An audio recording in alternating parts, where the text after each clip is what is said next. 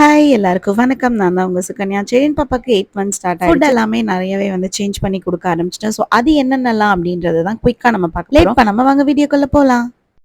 Apple dates வச்சு ஒரு எம்மியான breakfast செஞ்சிடலாம். ஃபர்ஸ்ட்டு டேட்ஸில் உள்ள கொட்டையை மட்டும் தனியாக எடுத்துட்டு ஹாட் வாட்டரில் டேட்ஸை வந்து ஒரு 10 மினிட்ஸ் ஊற வச்சு தனியாக எடுத்து வச்சிடலாம். ஒரு ஹாஃப் ஆப்பிளோட தோலை வந்து பீல் பண்ணி எடுத்துக்கலாம். அதுக்கப்புறம் குட்டி குட்டியாக வந்து கட் பண்ணி வச்சிடலாம். வீக்லி 2 to 3 டைம்ஸ் வந்து டேட்ஸ் வந்து நல்லா வந்து பாப்பாக்கு கொடுத்து பழகுங்க. அதுக்கப்புறம் பேன் நல்லா சூடானோன்னா ஹாஃப் கப் ஆஃப் வாட்டர் நல்லா கொதிச்சோன்னா ஒரு சின்ன ஸ்பூனில் ஓட்ஸ் போட்டு அதுக்கப்புறம் ஆப்பிளையும் போட்டு ரெண்டையும் சேர்த்து பாயில் பண்ணிக்கோங்க. நம்ம சோக் பண்ணோம் இல்லையா டேட்ஸ் வாட்டர், அதையும் சேர்த்து இதில் ஆட் பண்ணிக்கோங்க.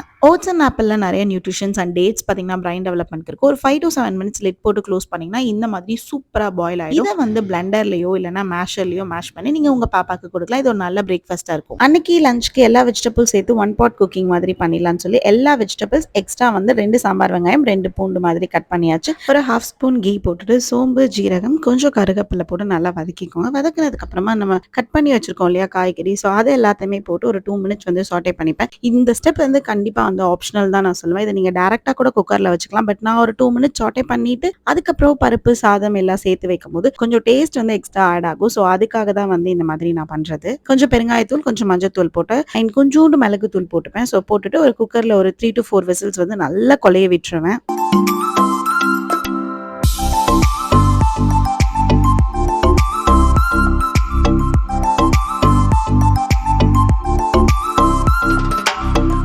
இந்த மாதிரி மசிச்சு கொடுத்தாலும் சரி இல்லை மிக்சியில் வந்து அடிச்சு கொடுத்தாலும் சரி பாப்பா நல்லா எம்மியாக சாப்பிட்டா போதும். ஸோ லஞ்ச் நமக்கு ரெடி ஆயிடுச்சு. டின்னருக்கு நான் ஒரு ஹாஃப் கேரட் எடுத்திருக்கேன்.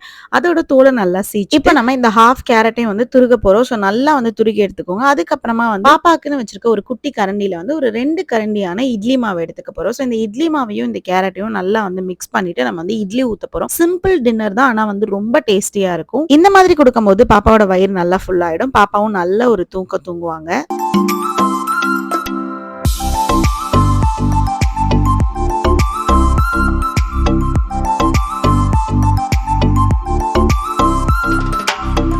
இந்த மாதிரியான புது புது டிஷ் தான் வந்து பாப்பாக்கு நான் வந்து இன்ட்ரடியூஸ் பண்ணி கொடுத்துட்டு இருக்கேன். கேரட்க்கு பதிலாக பீட்ரூட்டும் நீங்க ஆட் ஆன் பண்ணி கொடுத்துக்கலாம். ஒரு 2-3 இட்லி பாப்பா கையில கொடுத்து அவங்கள சாப்பிட வைங்க. அவங்க முழுங்குறதுல எந்த கஷ்டமும் படலை அப்படின்னா ரெண்டையும் பேலன்ஸ் பண்ணி கொடுத்துருவாங்க. ஸ்லோவா நம்ம அடிச்சு கொடுக்கறத கட் பண்ணிட்டே வந்துடலாம். இந்த மாதிரியான டெய்லி டிப்ஸ் தான் நான் செயினுக்கு ஃபாலோ பண்ணிட்டு வரேன். இந்த மாதிரி இன்னும் நிறைய டிப்ஸ் வேணும்னா நம்ம பேஜை ஃபாலோ பண்ணி அண்ட் சப்ஸ்கிரைப் பண்ணிக்கோங்க. Will see you in the next video.